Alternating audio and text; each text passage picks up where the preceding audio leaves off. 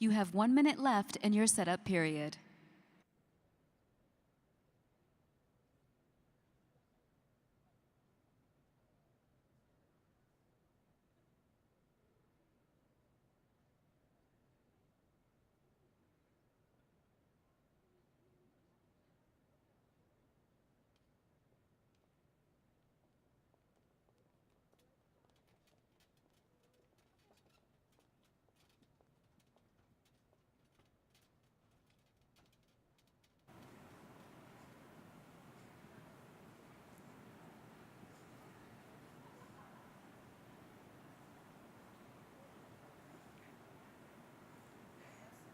You guys need a...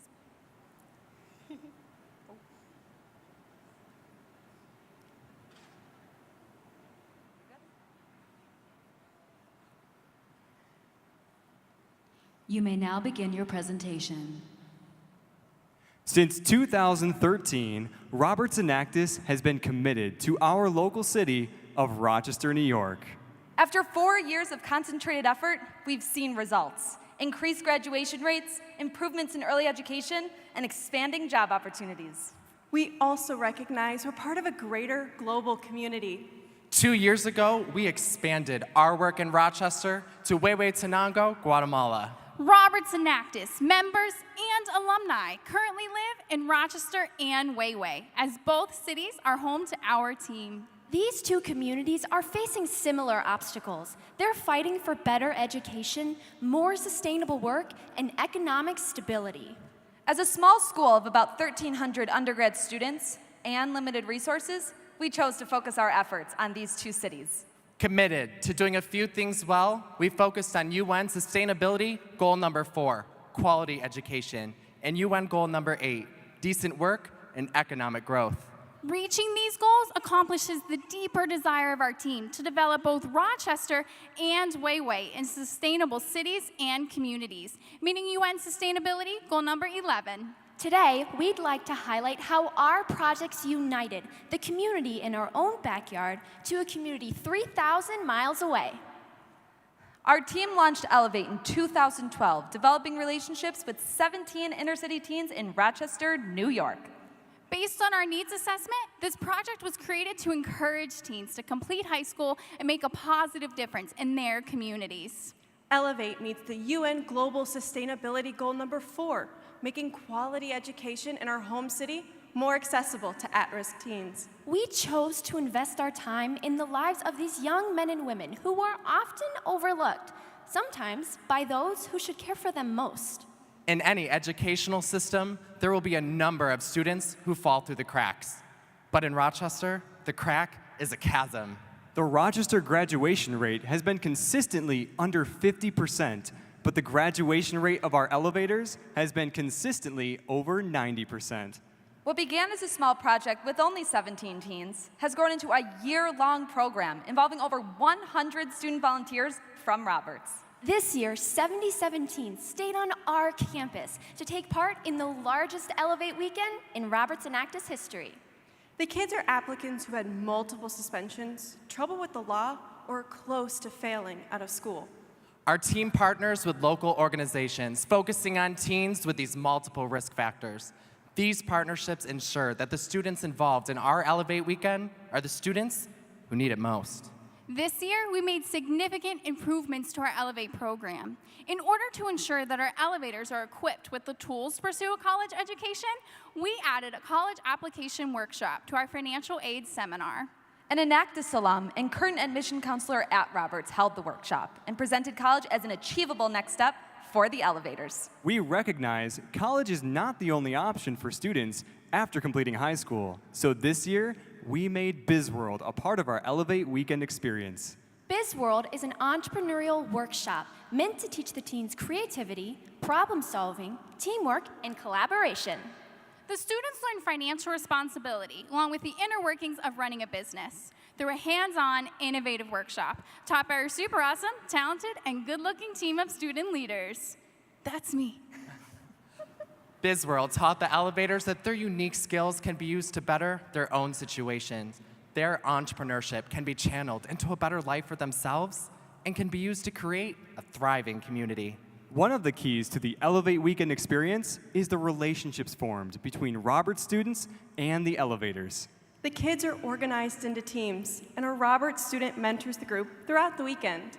Each team develops a community service project and then presents their idea to a group of Roberts Enactus alumni judges. More than half of the teens reported that their leadership, communication, and teamwork skills all improved through these experiences. After the weekend is complete, the mentors meet with the teens monthly and work with them to turn their projects into a reality. One of the projects, developed by a team of young refugees, attempts to unite a divided community. Their plan brings neighborhood teens together through kickball tournaments and backyard barbecues. This allowed the youth of Rochester to contribute toward a development of sustainable growth and a sense of community, meeting UN Global Goal number 11. Along with the monthly mentor meetings this year, we conducted an intensive follow-up phase to continue the success of our Elevate program into the future. Roberts Enactus team members called our partners, schools, teachers, guidance counselors, the teens, and their families to check up on the former elevators.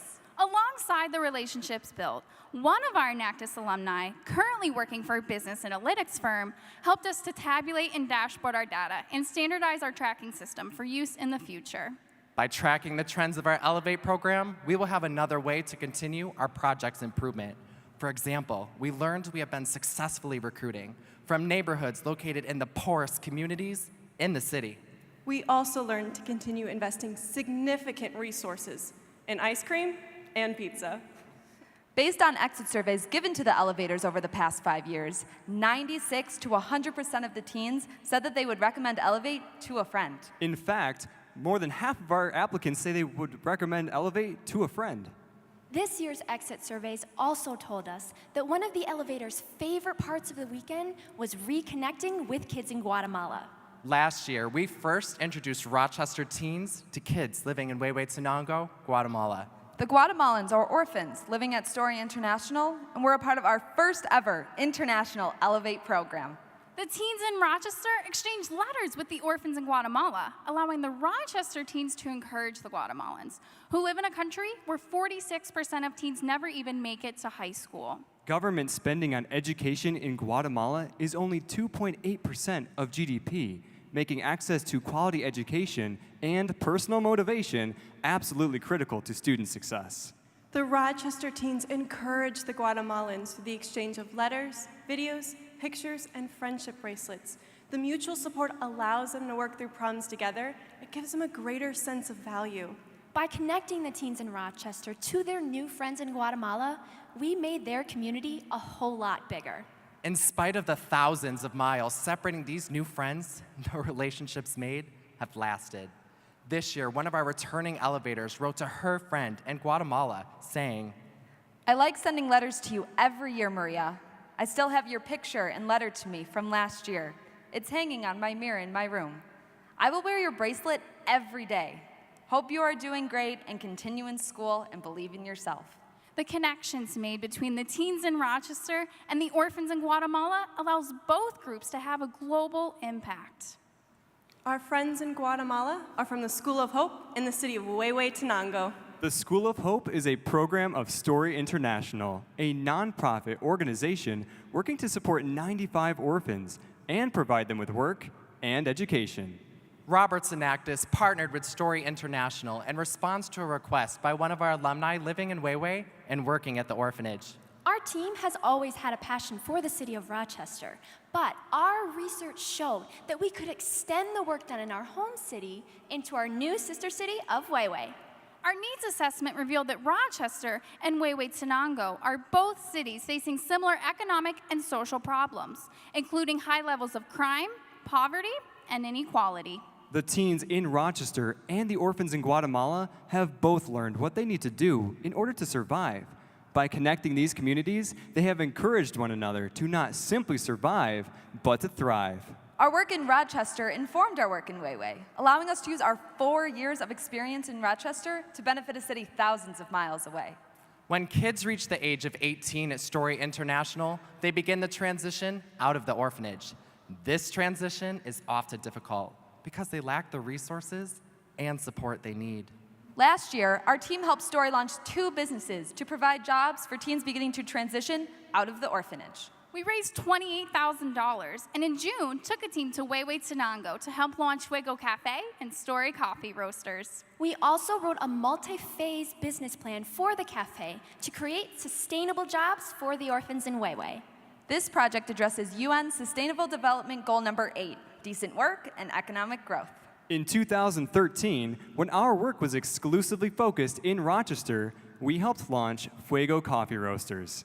Over the last 3 years, we've learned a lot about the coffee industry and what it takes to build a successful roastery.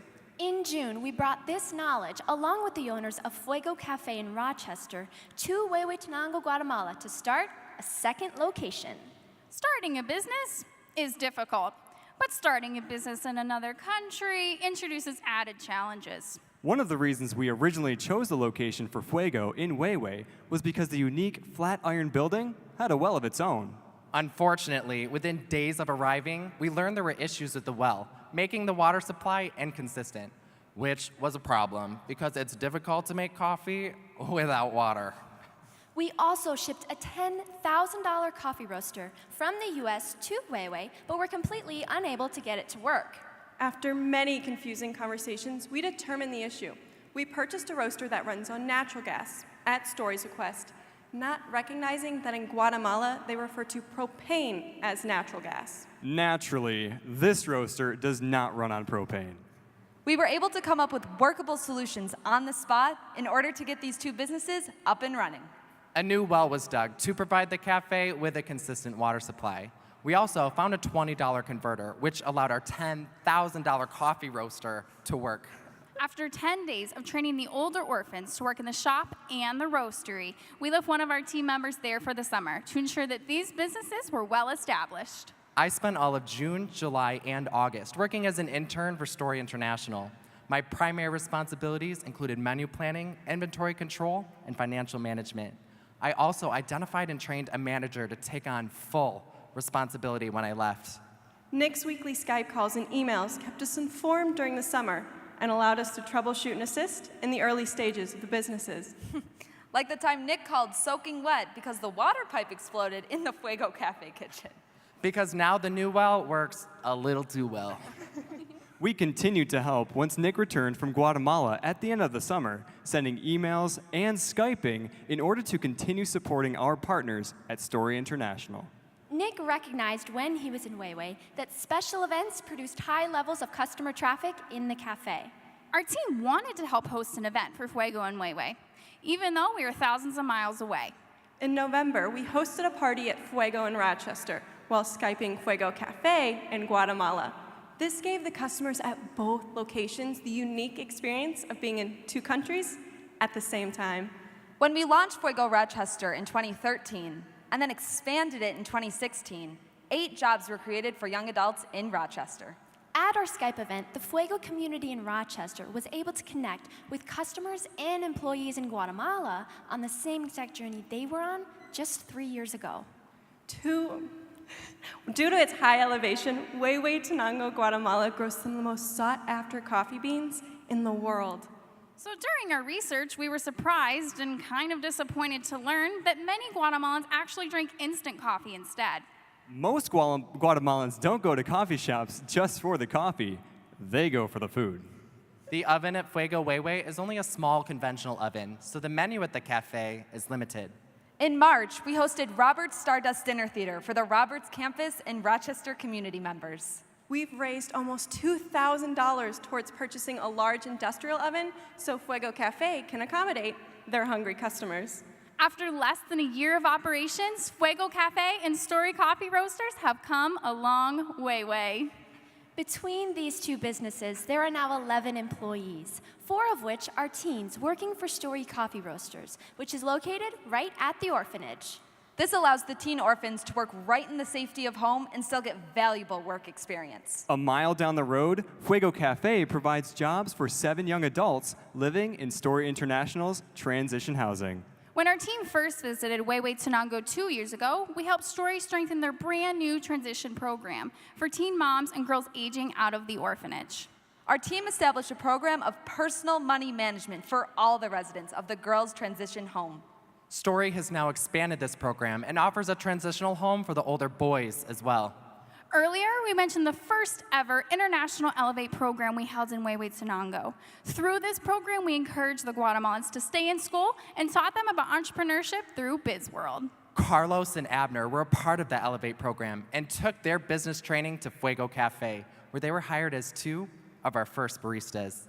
After many months of hard work at Fuego, they've grown their skills and leadership abilities. They are both candidates for their soon-to-be available position of manager this summer. Fuego Cafe provides a pivotal next step for these older teens. Job experience and consistent pay allow these young adults to provide for themselves and to work toward their independence. For many of these teens, their first paycheck from Fuego Cafe was their first paycheck ever. They are now putting our personal money management training into practice, handling their own finances and developing important job experience they can use in the future. 3 of the Fuego employees have now saved enough money to move out of the transition home and live on their own. In February of this year, we learned that Eulalia, one of the teen moms, saved enough money to purchase her own home. She is able to afford housing for herself, her 2 small children, and her younger sister. And she is also paying to send her younger sister back to school. In both Rochester and Huehue, we chose to invest in the lives of young adults in order to address the needs of these struggling cities. We empowered these teens to be a positive change in their communities and not simply a product of their own environment. By building relationships, we were able to encourage our peers to pursue better education, work, and ultimately, a better livelihood. Working towards quality education, more sustainable work, and economic growth has allowed us to develop the 2 cities we call home into thriving communities. Some say it's easier to look across the ocean than it is to look across the street. We chose to do both and gave these unlikely neighbors a chance to help each other.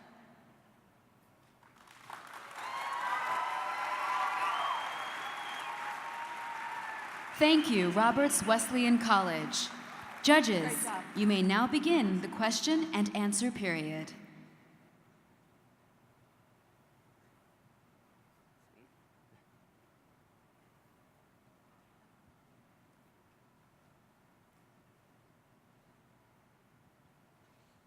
Hi there. Hi. Hey. Tell me a little bit about, you mentioned the startup costs for the Huehue coffee project. You have Story International and then the price of the roaster and capital. Where did that funding come from?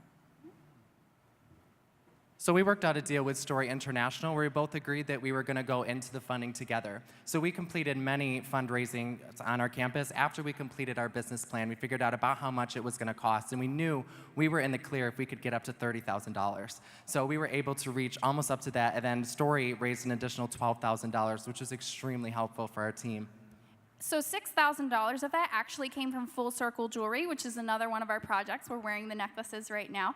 And so that provided funding. We also called a lot of our alumni who are very dedicated to our team and know, our heart behind these projects. So that's where most of the funding came from on our side of things. Hello. I was hoping for some more explanation on how you know what exactly you did for the high school students to stay in high school. What were the tasks or the strategies that worked, and what should you do more of? So one of the keys to that is that we actually mentor these kids throughout the year. A lot of these kids are coming from homes where it's either single-family homes or they're just impoverished. They don't have the needs and accessibility like we have all had. Our parents were there to help us every single day and to kind of get us to go on to college. These kids don't have that. So having that relationship, not only with us as college students, but as peers in Guatemala, it gives them kind of the courage to step outside their comfort zone and continue on in school and graduate, because that's not something that happens around us in our areas. 46% don't graduate. And another key piece of that is looking at our target demographic. So when we were doing our research, we found that 9% of African American males in the city, they graduate. That's it, 9%. So we're really focused on partnering with organizations who target those groups. And so by interacting with those teens and focusing on them and following up with them as the year goes on, we hope that we're impacting them in that way. Another question on the education program on Elevate. How many years has the program been running? How many students, yeah, right here. How many students have graduated at this point, and why did you pick this cause?